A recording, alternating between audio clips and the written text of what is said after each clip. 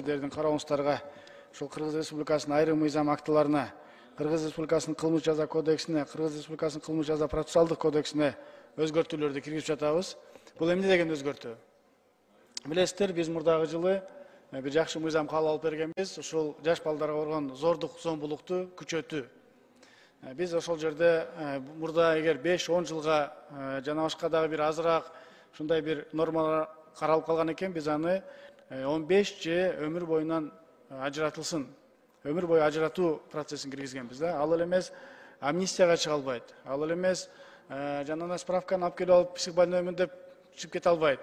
Ал эле эмес срок давности дегенди дагы алып койгонбуз. Мындай кылмышкерлер ошол жерде түйү менен чирип, ошол жерде калсын деген ушундай мыйзам киргиздик эле.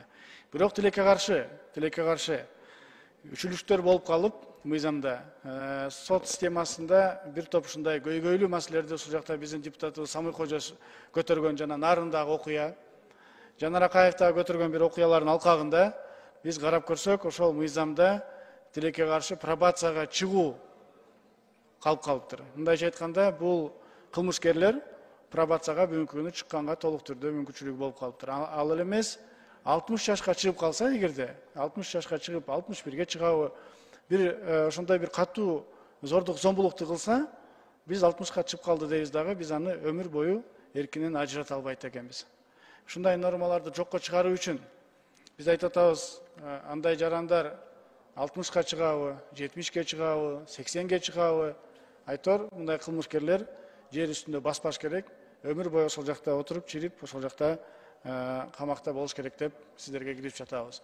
Комитеттерден өткөн, ошол Гүл Ахматкуловнун сунуштарды, жана башка дагы ошо Сүйүнбек Музаков байкебиздин дагы сунуштарын биз экинчи окууда карап, киргизип, оңдоп, түздөп беребиз. Азыр биринчи окууда каралып атат, урматтуу депутаттар, сиздерди колдоп берүүңүздөрдү суранабыз.